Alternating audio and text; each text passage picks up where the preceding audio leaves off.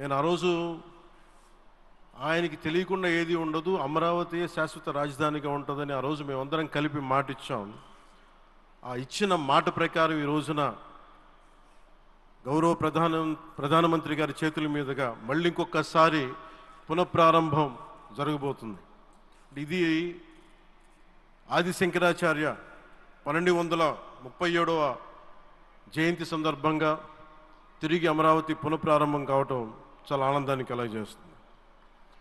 మనందరం 5 కోట్ల మంది ప్రజలకి సంబంధించి ఇది ఒక హబ్, ఇది సెంటర్, నర్వ్ సెంటర్. ఇది అంటే మనందరికీ సంబంధించిన ఇల్లు. ఇది మనందరం ఎవరిని అడుగుతున్నామంటే, ఒక ప్రధానమంత్రి గారు పూర్వం సన్యాసాశ్రమంలో ఉన్నప్పుడు ఆయనకి అనికేత్ అనే పేరు పెట్టారు.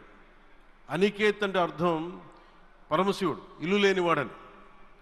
అలాంటి ఇల్లు లేనివాడు, కుటుంబం లేనివాడు 5 కోట్ల మంది కుటుంబాలకు, 5 కోట్ల మంది ప్రజల కోసం, ఎన్ని కోట్ల కుటుంబాల కోసం మనందరికీ రాజధానిలో ఒక నగరం నిర్మించడానికి, ఇల్లు నిర్మించుకోవడానికి ఇల్లు లేకుండా 140 కోట్ల మంది ప్రజల బాధ్యత తీసుకొని కశ్మీర్ నుంచి కన్యాకుమారి వరకు, అక్కడ కామాఖ్య నుంచి ద్వారకా వరకు ప్రపంచమే, మన దేశమే తన కుటుంబంగా చేసుకుంటూ, ఈ భారతదేశమే తన ఇల్లుగా చేసుకొని తిరిగి పునఃప్రారంభానికి విచ్చేసిన గౌరవ ప్రధానమంత్రి శ్రీ నరేంద్ర మోదీ గారికి మనస్ఫూర్తిగా మన అందరి తరపున, ఆంధ్రప్రదేశ్ ప్రజలందరి తరపున, అమరావతి రైతాంగం తరపున, ఆడపడుచుల తరపున వారికి చేతులెత్తి హృదయపూర్వక నమస్కారాలు తెలియజేస్తున్నాను.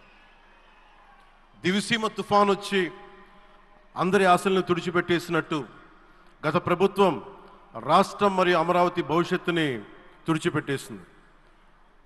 అమరావతి అంటే పరదాలు, సెక్షన్ 30, సెక్షన్ 144 మాత్రమే గుర్తుకొచ్చేలా పనిచేశారు. నువ్వు ధర్మం కోసం నిలబడితే ధర్మం నువ్వు నిలబడేలా చేస్తుంది అనే విధంగా ఆ రోజున అమరావతి రైతులు, రాష్ట్ర ప్రజలు ఈ ధర్మ యుద్ధంలో విజయం సాధించారు. రైతులు ఇచ్చిన 11,000 ఎకరాల భూమిని త్యాగం చేసి, వారి సంకల్పం 33,000 ఎకరాల భూమిని త్యాగం చేసి, వారి సంకల్పం ఫలితంగా ఈ రోజున ఆంధ్రప్రదేశ్ రాజధాని ఆవిర్భవించింది.